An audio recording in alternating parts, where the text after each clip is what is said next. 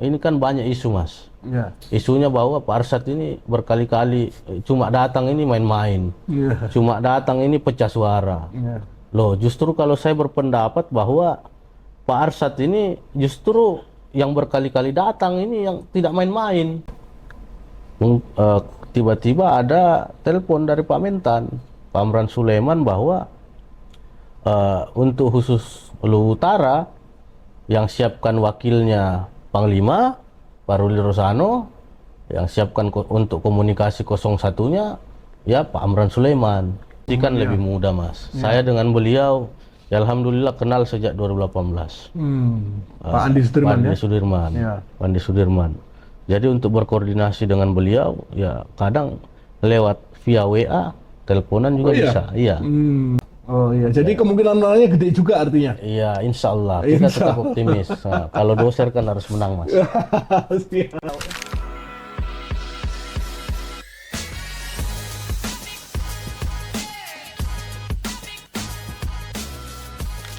Assalamualaikum warahmatullahi wabarakatuh. Waalaikumsalam. Salam doser, salam demokrasi. Kawan-kawan netizen, kita bertemu lagi dengan podcast Sudut Politik. Podcast Sudut Politik diikhtiarkan oleh doser sebagai upaya untuk mendukung pelaksanaan Pilkada serentak 2024, khususnya pemilihan gubernur Sulawesi Selatan 2024 dan pemilihan wali kota atau bupati di 24 kabupaten dan kota. Tim doser memiliki kewajiban moral untuk ikut mencerdaskan pelaksanaan pemilu serentak 2024, pemilu yang demokratis, berkualitas, pemilu yang damai, pemilu yang anti hoax, anti ujaran kebencian, dan pemilu yang riang gembira, dan pemilu yang damai. Kita beruntung pada kesempatan kali ini kita kedatangan sosok milenial, sosok muda, politisi di Sulawesi Selatan, usianya baru 31 tahun. Beliau adalah Muhammad Fajar Jabir. Beliau ini saat ini menjadi calon wakil bupati di Kabupaten Luwu Utara atau Kabupaten Lutra. Kak Fajar ini merupakan paslon dari 01 pasangan Bapak Arsyad Kasmar dan Muhammad Fajar Jabir. Informasi buat teman-teman netizen, kawan-kawan netizen, bahwa ada 4 paslon yang bertarung di Pilkada Lutra. Yang pertama pasangan Arsyad Kasmar Muhammad Fajar Jabir, kemudian yang kedua adalah pasangan Pak Andi Abdullah Rahim dan Jumail Mapile, kemudian paslon 03 adalah Pak Suaib Mansur dan Pak Triyono Kusnan, kemudian pasangan keempat adalah Pak Muhammad Fauzi dan Aji Saputra. Jadi tampaknya persaingan di pemilu kepala daerah Bupati Luwu Utara akan berjalan cukup meriah, cukup ramai. Tentu, tapi harapannya kita akan laksanakan dengan pemilu yang damai. Baik, agar tidak berpanjang kata, kita sapa Kak Fajar yang sudah hadir di studio podcast Sudut Politik. Apa kabar, Kak Fajar? Baik Mas. Apa kabar? Sehat? Sehat Pak alhamdulillah. Kak Sehat. Fajar. Sehat Mas. Kayaknya agak letih karena mungkin keliling terus ya selama 2 minggu masa kampanye ini. Jadi alhamdulillah beberapa waktu ini ya kita sibuk-sibuknya untuk melaksanakan tatap muka dengan konstituen untuk bagaimana memaparkan visi misi kami untuk maju di Pilkada Luwu Utara. Ya, alhamdulillah sampai hari ini masih sehat Mas. Harus dong, anak muda. Iya, harus sehat. Iya. Ngomong-ngomong sudah berapa kecamatan yang didatangi? Ada berapa kecamatan di Luwu Utara? Kecamatan Luwu Utara itu ada 15 Mas. 15. 15, tapi ada 3 kecamatan itu dia berada di wilayah gunung. Ada Kecamatan Rongkong, Kecamatan Seko, dan Kecamatan Rampi. Ya. Nah, untuk menjangkau kecamatan-kecamatan itu memang butuh kerja keras. Karena Rampi Seko ini adalah salah satu kecamatan yang masuk daerah terisolir di Sulsel. Oh gitu ya? Oke. Ya.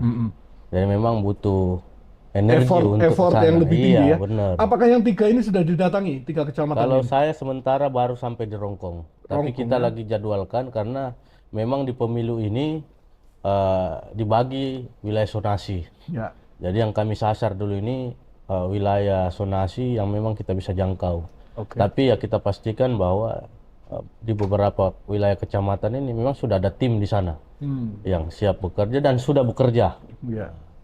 gitu Mas. Jadi sejauh ini sudah berapa kecamatan yang didatangi? Hampir semua kecamatan di wilayah darat itu ada Tanah Lili, Bone-Bone. Karena saya ini kalau di Lutra zonasinya masuk wilayah zonasi timur. Ya. Jadi di Lutra ini bisa saya sampaikan bahwa selama ini mulai bupati, wakil bupati selalu yang menang itu yang berpasangan antara zonasi timur dengan barat. Ya kebetulan saya ini masuk di wilayah zonasi timur, Pak Arsad ini barat. Oh gitu ya. Ah, Oh iya. Jadi kemungkinan menangnya gede juga artinya. iya, insya Allah kita Insya tetap optimis. Nah, kalau doser kan harus menang Mas. Siap. Siap. Ini pertanyaan pertama mungkin. Apa yang membuat Anda memutuskan maju sebagai calon wakil bupati di Luwu Utara di usia yang masih sangat belia, sangat muda lah, 31 tahun. Iya. Berbicara soal majunya saya di Pilkada Lutra itu tidak lain tidak bukan ya soal pengabdian. Jadi saya melihat Luwu Utara ini adalah kabupaten yang potensi daerahnya besar, sumber daya alam besar, masyarakatnya ya hampir dibilang Indonesia mini. Oke. Tapi selama ini contoh dari diri saya sendiri, saya ini asli orang Luwu Utara, tapi banyak cari makannya di luar Mas. Kenapa demikian? Ya karena lapangan pekerjaan susah. Jadi karena berawal dari situ, ya saya terpanggil dan juga ada momen yang tepat untuk bagaimana caranya menjadi pemimpin, bagaimana caranya untuk menghibahkan diri jadi pemimpin di Luwu Utara, salah satu pemimpin, sehingga ya saya berniat ikhtiar Bismillah Ya. bersama Bapak Haji Arsad Kasmar, ya kita membawa Luwu Utara lebih baik, lebih mandiri. Oke. Ya, ya, ya. Artinya Anda menilai bahwa masih ada sesuatu di Luwu Utara yang harus diperbaiki ya untuk kedepannya ya. Masih Mas, masih banyak PR-nya, masih banyak. Karena ya itu tadi, yang pertama terkait persoalan lapangan pekerjaan yang susah, terus pertanian yang hampir kalau dibilang ini Luwu Utara ini mayoritas petani, mayoritas pekebun. Jadi apalagi di beberapa tahun silam ini ada bencana alam di sana yang mengakibatkan ya ibu kota ini hampir tidak baik-baik lagi. Jadi butuh perbaikan-perbaikan besar. Yang utama ini kan terkait persoalan dapur ibu-ibu yang memang ya kita rasa sendiri. Saya kemarin rasa sendiri sebelum keluar dari Luwu Utara, kita susah di sana. Mudah-mudahan munculnya kami ini dari basic pengusaha itu bisa membawa perubahan Luwu Utara lebih mandiri. Ya. Itu harapan kita bersama Mas. Oke. Awal munculnya Kak Fajar ini kan cukup mengejutkan. Ada yang menyebut sebagai pemuda berbahaya, berbahaya tanda petik ya. Masih muda kok tiba-tiba muncul, ini nggak ketahuan dari mana, siapa, tiba-tiba Kak Fajar tiba-tiba muncul. Bagaimana Anda menanggapi bahwa Anda dinilai masih orang baru, newcomer di dunia politik di Sulsel, khususnya di Luwu Utara? Ya. Jadi kalau orang bilang di umur yang muda, iya Mas. Saya harus akui umur saya 31 tahun. Tapi terkait politik, saya berpolitik sejak tahun 2016. 2016 itu saya dipercayakan untuk ngurus sebuah partai yang namanya Partai Solidaritas Indonesia. Oh, PSI ya? PSI. Di Lutra? Di Lutra. Jadi saya mencoba terjun ke dunia politik dan alhamdulillah PSI saya bisa bawa untuk lolos verifikasi di KPU dan ikut pilkada di 2019. Setelah itu di 2017, 2018 saya juga menjadi salah satu ketua tim pemenangan yang dulu itu namanya JSS.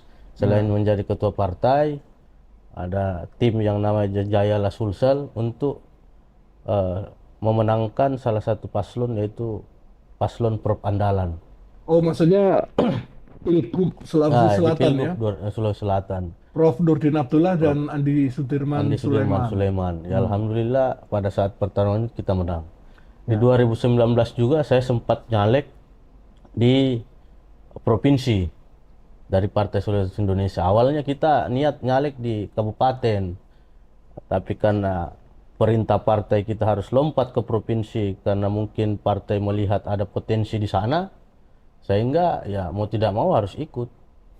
Tidak ada lain, kalau sudah perintah partai ya kita harus siap. Gitu Mas. Walaupun di ujung ya kalah, karena memang persiapan saya kemarin hanya untuk kabupaten.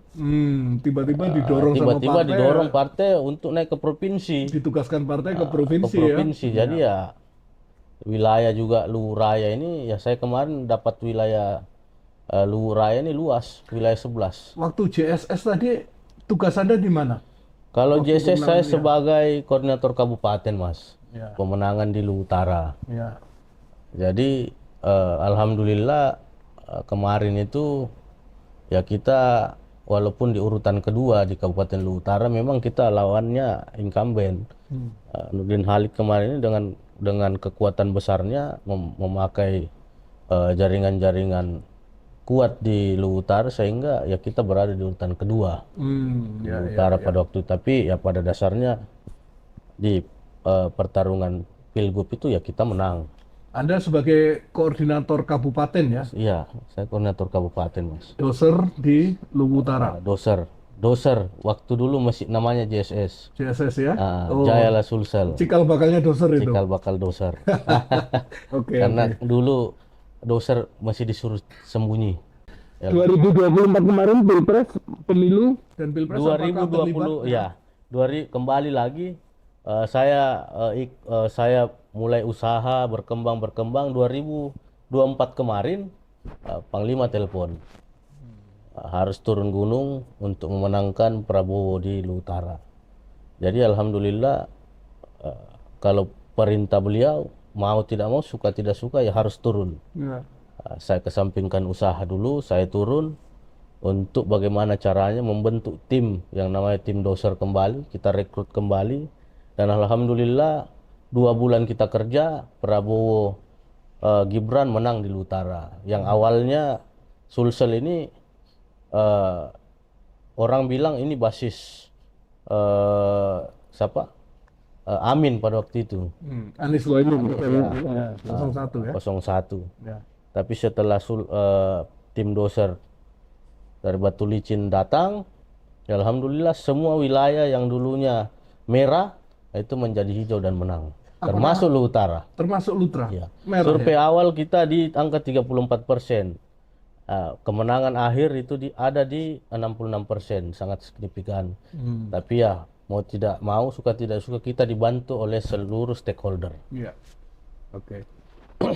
Nah, bisa diceritakan apa filosofi dari akar? Kan ini Arsyad Kasmar dan Fajar, kemudian menjadi akar ini. Iya. Tagline-nya bisa dijelaskan tentang Jadi akar. kalau akronimnya akar, Arsyad Fajar. Ya. Tapi kalau akar ini ya kami melihatnya dari sebuah filosofi yang anggaplah ini sebuah pohon.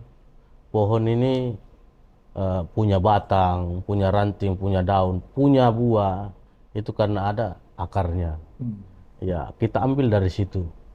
Jadi sebuah pemerintahan kalau akarnya tidak kuat, Ya. saya pastikan buahnya juga atau hasilnya itu tidak maksimal.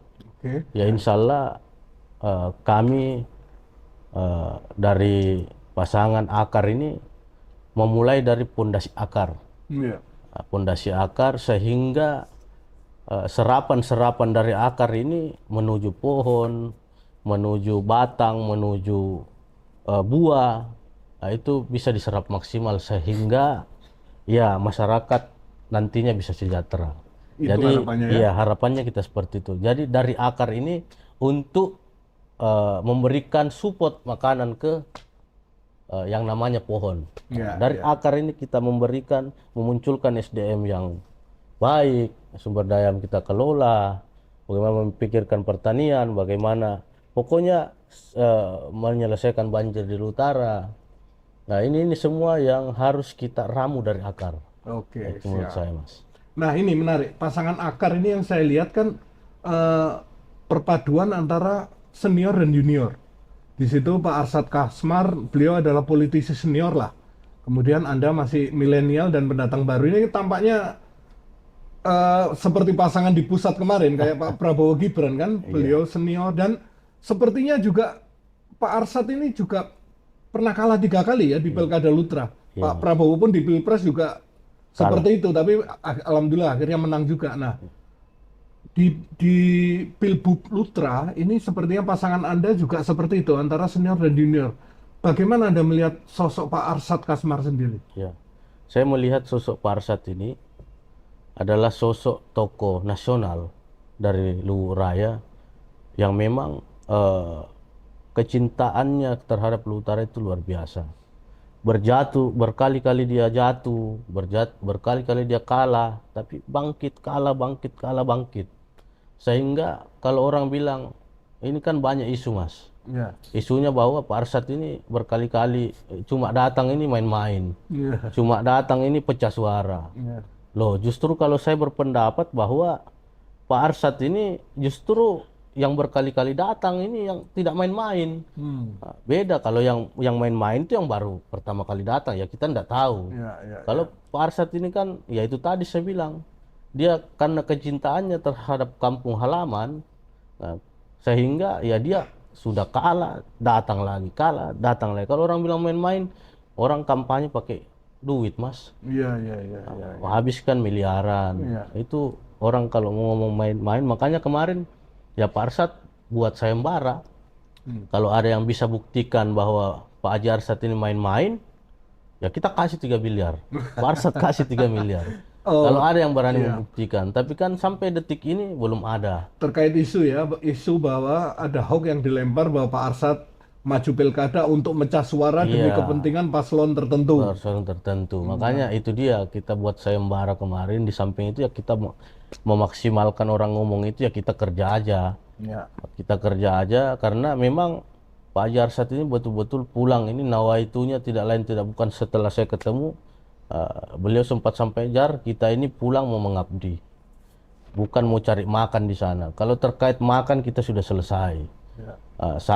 Beliau katakan bahwa saya ini kalau mau untuk makan saja sudah cukup karena tambang di mana-mana. Ya, ya, ya. Beliau juga karena kecintaannya ke Luwu Utara sejak tahun 90 itu memang beliau sudah bagi-bagi bibit sawit.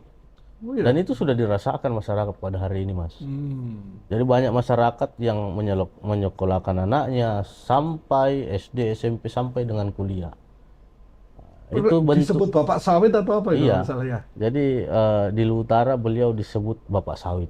Oh iya, Karena masyarakat iya Lutra. oleh masyarakat Lutra yang telah menikmati. Jadi segelintir pengusaha sawit yang penikmat sawit ini ya, dia katakan demikian.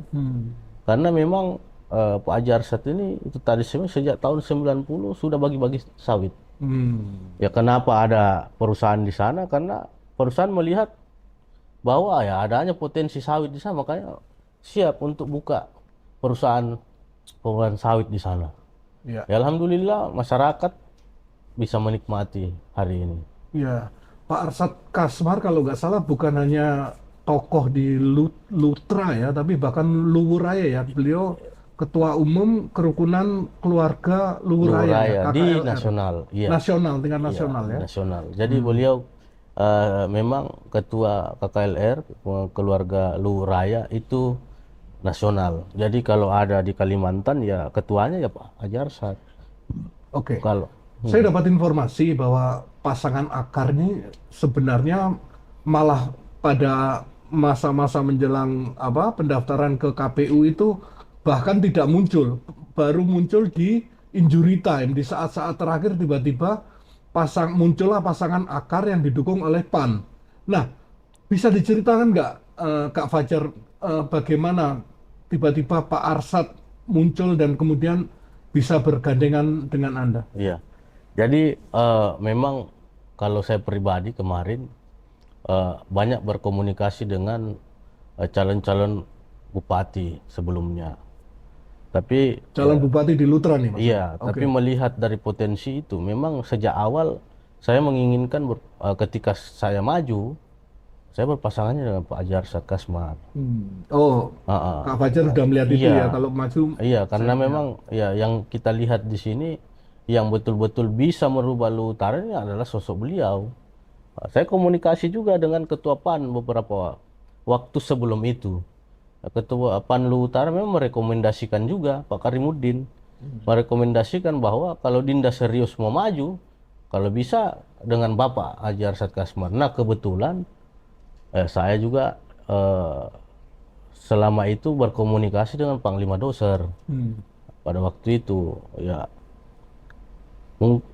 tiba-tiba ada telepon dari Pak Mentan, Pak Amran Sulaiman, bahwa untuk khusus Luhut Utara yang siapkan wakilnya Panglima Pak Ruli Rosano, yang siapkan untuk komunikasi 01-nya ya Pak Amran Sulaiman.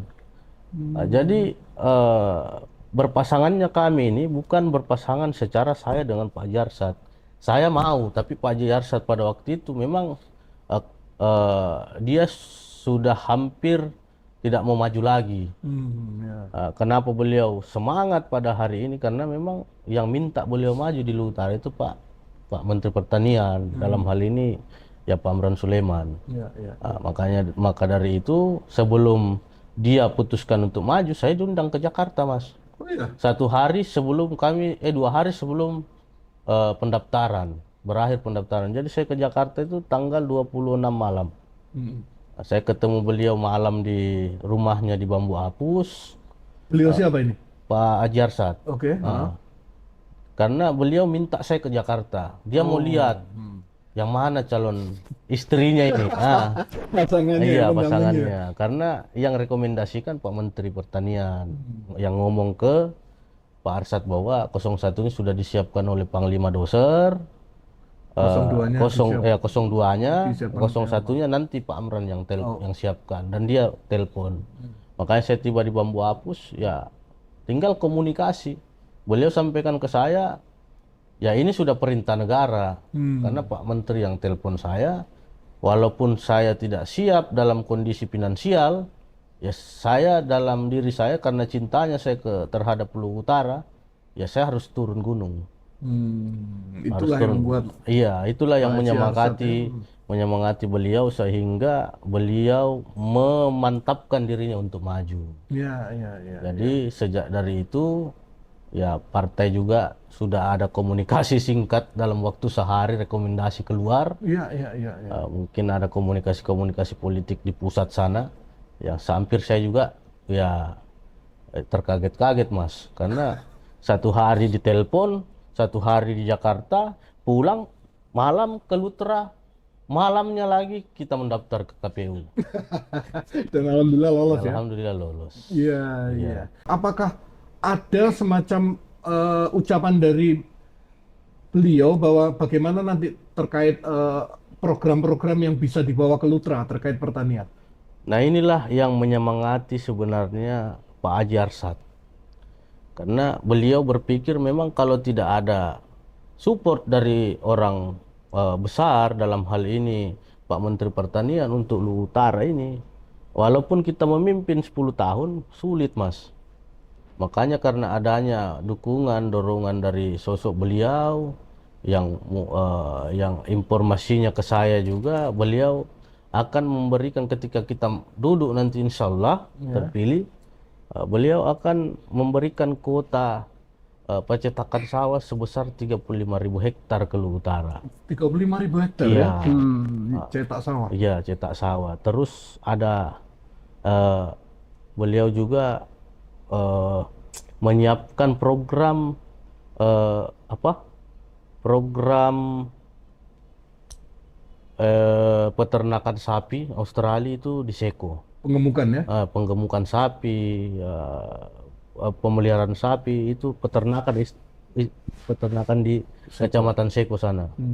Karena memang ada di sana lahan savana Ya. yang memang cocok untuk peternakan. Hmm. Dan itu untuk membantu program ketahanan pangan nasional. Ya, ya. Karena itulah program pusat yang lagi berproses pada hari ini. Iya, iya. Sehingga iya, iya. itulah support itulah yang membuat Pak Ajar saat ini ya kita harus turun membantu ini. Ini ada momen, Ya. ada momen kita membantu masyarakat di utara, karena kalau bukan hari ini ya entah kapan lagi momen ini datang. Ya, ya, ya. Sehingga beliau semangat betul untuk bagaimana caranya ya menghibahkan diri kami berdua ini merubah Luwu Utara ini lebih baik, lebih mandiri. Ya, ya. Berangkat dari basic kami pengusaha ya, tugas kami tidak lain, tidak bukan program utama kami ada itu Mas. Program utama kami membuka 1.000 lapangan pekerjaan. Membuka 1.000 lapangan pekerjaan ini berangkat dari basic kami yang memang pengusaha. Oke. Ya itulah bagaimana kami nanti mungkin meyakinkan mitra, meyakinkan investor yang dari luar untuk bagaimana caranya berinvestasi di Luwu Utara, meyakinkan untuk berinvestasi sehingga terbuka lapangan pekerjaan di sana. Iya, iya. Terkait pertanian, karena dukungan dari Bapak Menteri Pertanian ini sudah ada, ya insya Allah persoalan pertanian tuntas ketika kami menjabat. Itu sudah selalu Anda sampaikan juga ketika bertemu konstituen waktu kampanye ini? Ya. Bahwa kemungkinan nantinya ada program itu ya, Iya. mencetak sawah. Ada. Kami sampaikan ketika kami turun berkampanye. Ya. Tapi garis besarnya itu ada di program kerja. Ada ya? Ada. Mengatasi, mengatasi kemiskinan, terus membuat program-program pertanian dari hulu sampai hilir. Ya. Itu kita sudah buat dalam bentuk program kerja. Oke. Visi misi. Oke, menarik. Jadi gini, Anda termasuk milenial. Nah, sementara calon gubernur, salah satu sosok calon gubernur 02, yaitu pasangan Pak Andi Sudirman Sulaiman dan Ibu Aja Fatmawati Rusdi, cagupnya Pak Andi Sudirman Sulaiman yang notabene adiknya Pak Amran Sulaiman ya, itu juga termasuk milenial. Bagaimana Anda melihat sosok Pak Andi Sudirman Sulaiman? Beliau kan juga sempat jadi petahana gubernur 2021-2023. Bagaimana Anda melihat sepak terjang beliau saat menjabat gubernur saat itu? Jadi melihat sosok Bapak Andi Sudirman Sulaiman ini yang pertama milenial, Ya. religius, pekerja keras, dan tidak suka janji-janji. Jadi di 2,5 tahun kurang lebih kepemimpinan beliau, itu memang banyak aksi-aksi nyata yang beliau lakukan. Pokoknya program-program yang beliau lakukan ini betul-betul menyentuh sampai ke masyarakat. Ada pembangunan jalan, pembangunan jembatan, terus di Luwu Utara ini memang beliau juga terakhir itu ada memasukkan lagi anggaran kalau untuk membantu progres jalan ke daerah terisolir. Nah, ini yang saya maksud tadi Seko, Mas. Iya, iya, iya. Nah, jadi beliau sudah menganggarkan itu dan sepertinya sudah selesai di sana. Selesai dalam artian anggarannya. Tapi memang masih ada kelanjutan yang memang harus dilanjutkan di sana karena jalan ini memang tidak pendek, panjang, sekitar Tapi 130. sudah mulai ada pembangunan, sudah Jadi jalan, ya? sejak beliau pasangan Prof Andalan kemarin terpilih, jadi daerah terisolir ini hampir semua wilayah di Luwu Raya ini ada dibilang jalan yang di Luwu itu arah ini beliau dapat terpilih lagi dan bisa menyelesaikan wilayah terisolir ini karena ada juga program yang akan turun dari nasional yaitu tadi Ya. programnya peternakan sapi di sana. Ya harapan kami ketika itu bisa terbuka sudah pasti akan membuka lapangan pekerjaan untuk masyarakat di utara. Jadi ya kami berharap Pak Gubernur pasangan andalan hati ini bisa terpilih, pasangan akar bisa terpilih, sehingga ya kami bisa berkoordinasi